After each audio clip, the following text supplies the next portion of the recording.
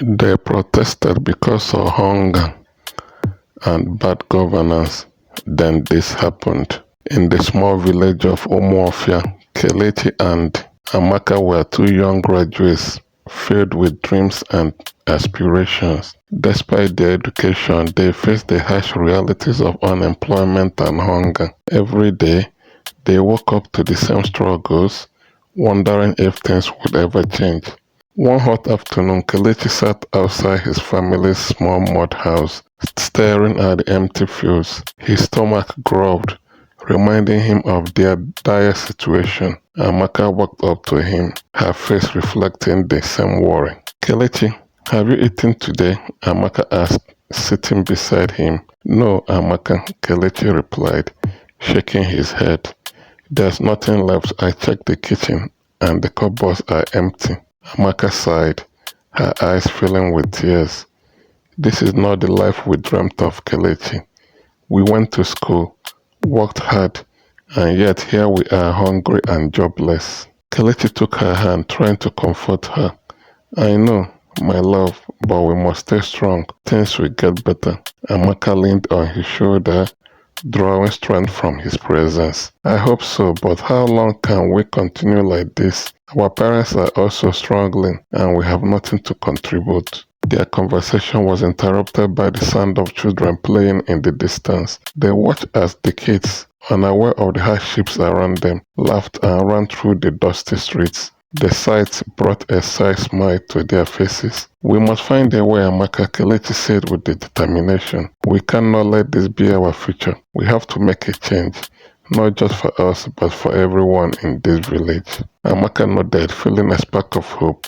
You are right, Kelechi. We can't give up. We must find a solution to our problems. The sun began to set, casting a golden glow over the village. Kelechi and Amaka sat in silence, drawing strength from each other, and they resolved to fight for a better future. The next day, Kelechi and Amaka sat in their small, dimly lit room, their empty stomachs gnawing at their resolve. The weight of their situation pressed down on them, but Kelechi's mind was busy with thoughts of change. We cannot go on like this, Kelechi said, breaking the heavy silence. We need to do something, Amaka. Amaka looked at him, worrying her eyes. But what can we do, Kelechi? We have tried everything. There are no jobs, and our families can't help much either. Kelechi stood up, pacing the room. We need to make our voices heard. If we stay silent, nothing will change. We have to show everyone what we are going through. Amaka frowned, unsure. You mean we should protest? But will anyone listen to us? Kelechi stopped and faced her. Yes, a protest, a peaceful protest. We can't be the only ones suffering like this. If we gather others who feel the same way, we can make a difference. We can show everyone that we need help. Amaka thought for a moment, then nodded slowly. You are right. If we stand together, maybe we can bring attention to our problems. But how do we start? Kelechi sat down beside her, his eyes shining with determination. We will make signs, write our messages, and talk to our friends and neighbors. We will spread the word and gather everyone who wants change. Amaka squeezed his hand, feeling a gleam of hope. Okay, Kelechi, let's do it. Let's organize a protest and fight for our future. The next day, Kelechi and Amaka go to work. They found old cardboard boxes and paint, and together they made signs with powerful messages. Jobs for graduates. End hunger now. We need change. As they worked, they talked to their friends and neighbors, sharing their plan and inviting them to join the protest. Many people were hesitant at first, but Kelechi's passion and Amaka's resolve convinced them to take a stand. This is our chance to make a difference, Kelechi told a small group of young people gathered in the village square. If we come together, we can show everyone that we need help and demand change. The group nodded in agreement, their faces reflecting a mix of hope and determination. They all knew the struggles of unemployment and hunger too well, and they were ready to fight for a better future. As the sun set that evening, Kelechi and Amaka looked at the signs they had made and the growing support from their community. They knew it wouldn't be easy, but they were ready to lead the protest and stand up for what they believed in. Tomorrow we begin, Kelechi said, taking Amaka's hand. Together we will make our voices heard. Amaka smiled, feeling the strength of their shared purpose. Yes, Kelechi, together we will bring change. The next morning, Kelechi and Amaka set out to rally their community. They carried the sign they had made and walked to the village square, where many people gathered to start their day. They approached their friends first, hoping to build a strong base for support. Chinedu, we need your help, Kelechi said, approaching his friend who was sitting under a tree, reading. Chinedu looked up, raising an eyebrow. Help with what, Kelechi? We are organizing a protest, Kenichi explained. We want to show everyone the struggles we are facing. Unemployment, hunger. We need to make our voices heard. Chinedu sighed, closing his book. A protest? Do you really think that will change anything? Amaka spoke, her eyes determined. Yes, we do. If we stay silent, nothing will ever change. We need to come together as a community and demand action. Chinedu thought for a moment, then nodded slowly. All right, I will help. What do we need to do? Kelechi smiled, relieved. Thank you, Chinedu. We need you to talk to more people, spread the word, and gather as many as you can. The more voices, the stronger our message. As Chinedu walked off to gather support, Kenichi and Amaka approached Ngozi, who was busy at her small vegetable store. Ngozi, can we talk to you? Amaka asked. Ngozi looked up, smiling warmly. Of course, Amaka. What's going on? We are organizing a protest to highlight our struggles with unemployment and hunger. Amaka explained. We want to gather as many people as we can to join us. Ngozi's face lit up with enthusiasm. That's a great idea. I've been feeling the same way. We need to do something about this. Will you help us spread the word? Kelechi asked. Absolutely, Ngozi replied, nodding eagerly. I've talked to my customers and neighbors. We need everyone to join in. For the rest of the day, Kelechi, Amaka, Chinedu, and Ngozi worked tirelessly, talking to people. They explained the purpose of the protest and invited everyone to participate. Some were hesitant, but many agreed, inspired by the determination and passion of the young graduates. As the sun began to set, Kelechi and Amaka gathered in the village square with their friends and neighbors. The crowd was larger than they had hoped, with people of all ages ready to stand together. Kelechi raised his voice to address the crowd.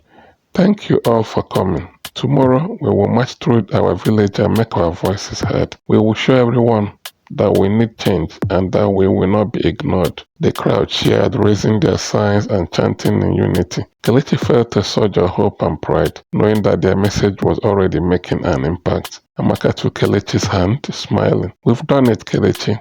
We brought our community together. Kelechi nodded, feeling the strength of their shared resolve. Yes, Amaka, tomorrow we'll march for a better future. The next morning, the village of Umuofia was buzzing with activity. Kelechi and Amaka stood at the front of the gathered crowd, holding their signs high. People of all ages had come together, ready to march for change. Today is the day, Kelechi said, his voice filled with determination. We will show everyone that we need help and that we demand change. The crowd cheered and they began their march through the village streets. As they walked, they chanted slogans and held their signs high, their voices ringing out with hope and determination. Jobs for graduates, end hunger now, they shouted in unison. As the protest moved through the village, more people joined in, swelling the crowd. The energy was contagious, and even those who had been hesitant at first were now fully committed to the cause. In the midst of the march, a man with a camera approached Kelechi and Amaka. He introduced himself as Mr. Ibrahim, a journalist from the nearby town. I heard about your protest and came to see it for myself, Mr. Ibrahim said. I heard about your protest and came to see it for myself, Mr. Ibrahim said. Can I ask you some questions? Of course, Kelechi replied, eager to share their message. Mr. Ibrahim turned on his camera and started recording. Why are you protesting today? Kelechi took a deep breath. We are protesting because we are tired of being ignored. We are educated, yet we have no jobs. We are hungry, yet there is no help. We want to show everyone that we need change. Mr. Ibrahim nodded, impressed by Kelechi's passion. What do you hope to achieve with this protest? Amaka stepped forward. We hope to bring attention to our struggles. We want the government, businesses, and the media to see us and understand our pain. We want them to help us find solutions. The journalist continued to ask questions, capturing the spirit of the protest. As he interviewed more participants, the protest gained momentum. News of the march spread quickly, and soon other journalists and media outlets arrived to cover the event. By midday, The protest had attracted the attention of not just the local media, but also regional news stations. Cameras flashed, and reporters jotted down notes as they interviewed the determined villagers. This is incredible, Amaka whispered to Kelechi. Our message is reaching so many people. Kelechi nodded, his eyes shining with hope. Yes, Amaka, this is just the beginning. With this attention, we can make a real difference. As the protest continued, Mr. Ibrahim approached Kelechi and Amaka again. I have to say your protest is inspiring. I believe your story will resonate with many people. Thank you, Mr. Ibrahim, Kelechi replied. We hope that by sharing our story, we can bring about the change we need. As the sun began to set, the protesters returned to the village square. The day has been long and exhausting, but the energy and determination of the crowd remains strong. Today we showed everyone that we are here and that we will not be ignored, Kelechi said, addressing the crowd. Tomorrow we continue our fight for a better future. The crowd cheered, their voices filled with hope and resolve. They knew that the road ahead would be difficult, but with the attention their protest had gained, they felt more confident than ever that change was possible. Amaka squeezed Kelechi's hand. We have taken the first step, Kelechi. Now we must keep going. Kelechi smiled, feeling the strength of their shared purpose. Yes, Amaka, together we will keep fighting for our dreams. The day after the protest, Kelechi and Amaka were sitting in their small room, reflecting on the success of their march. The media coverage had been extensive, and their story was being talked about far and wide. I still can't believe how many people showed up, Amaka said, smiling. We really made an impact. Kelechi nodded. Yes, we did, but this is just the beginning. We need to keep pushing for change. Just then, there was a knock on the door. Kelechi stood up and opened it to find a well-dressed man standing there. Good afternoon, the man said. My name is Chief Obinna. I'm a business magnate from the city. I saw your protest on the news and was very impressed. Kelechi and Amaka exchanged surprised glances before inviting him inside. Thank you for coming, Chief Obinna, Kelechi said. Please have a seat. Chief Obinna sat down, looking around the modest room. I was moved by your story and the determination of your protest. It's clear that you and Amaka are passionate about making a difference. Amaka nodded. We are, Chief Obinna. Our community is suffering and we want to help bring about change. Chief Obinna smiled. I believe in what you are doing. That's why I am here to offer you both jobs in my company. Kelechi and Amaka's eyes widened in surprise and hope. Really? Kelechi asked, hardly believing what he was hearing. Yes, Chief Obinna replied. However, there's a condition. Part of your salaries must be used to help others in your community. I want you to continue your good work and make a real difference. Also, you have to inform and educate the people that your voices of protest against hunger have been heard and that everybody won't be helped at once. But if both of you get employed and paid well, it will trickle down to most people in the community. Amaka looked at Kelechi, then back at Chief Obinna. We accept, Chief Obinna. This is an amazing opportunity, not just for us, but for our entire community. Chief Obinna nodded, pleased with their response. I knew you would. I will arrange everything, and you can start working next week. I look forward to seeing the positive changes you will bring. Kelechi and Amaka stood up, shaking Chief Obinna's hand gratefully. Thank you so much, Chief Obinna, Kelechi said. We will not let you down. As Chief Obinna left, Kelechi and Amaka sat back down, still in shock from the unexpected turn of events. This is it, Kelechi, Amaka said, her voice filled with excitement. We have the chance to make a real difference. Kelechi nodded, feeling a renewed sense of hope and determination. Yes, Amaka, we will work and use the opportunity to help our community. This is just the beginning of a better future. The next morning, Kelechi and Amaka shared the good news with their community and explained to them that their voices have been heard and that there was hope in this horizon. They educated the members of the community that if both of them got employed and empowered, they would also empower others in the community, and those people will in turn empower others. The members of the community were overjoyed and supportive, and the protest was called off. Kelechi and Amaka began planning how they would use part of their salaries to create programs that will benefit their community, from food drives to job training workshops. As they prepared for their new jobs, Kelechi and Amaka felt a deep sense of gratitude and purpose. They knew that they had been given a rare opportunity to not only secure their own futures, but also to bring about positive change for those around them. On the first day of Chief Obinna's company, Kelechi and Amaka arrived early, eager to start their new roles. Chief Obinna greeted them warmly, introducing them to their colleagues and showing them around. "Welcome to your new home," Chief Obinna said. "I have no doubt that you will do great things here and for your community." As they settled into their new jobs, Kelechi and Amaka felt a deep sense of fulfillment. They were finally able to use their education and passion to make a real difference, and they knew that this was just the beginning of their journey. Together, they had taken the first steps towards a brighter future, not only for themselves, but for the entire village. And with Chief Obinna's support, they were ready to continue their fight for change, one step at a time. Kelechi and Amaka had just finished their first week at Chief Obinna's company. It had been a week full of learning and new experiences. They were determined to make the most of the opportunity and continue planning how to use part of their salaries to help their community. One evening, as they were in their new office, Mr. Ade, Chief Obinna's assistant, walked in. He was an older man with kind eyes and a wealth of experience. "Good evening, Kelechi and Amaka," Mr. Ade greeted them. "How was your first week?" "It was amazing, Mr. Ade," Kelechi replied. "We are learning so much and are excited about the future." Amaka nodded in agreement. "We are also planning how to use part of our salaries to help our community. There's so much we want to do." Mr. Ade smiled. "That's wonderful to hear. Chief Obinna told me about your commitment to give back. He's very impressed with your dedication." "Thank you, Mr. Ade," Amaka said. "We want to start with a food drive to help those who are hungry. After that, we are thinking of setting up job training workshops to help others find employment." Mr. Ade nodded, impressed. "Those are excellent ideas. You have the support of the company in whatever you need to make these projects a success." "Thank you so much," Kelechi said. "We will work hard to make a difference." Over the next few weeks, Kelechi and Amaka balanced their new jobs with their community projects. They worked long hours, often late into the night, planning and organizing.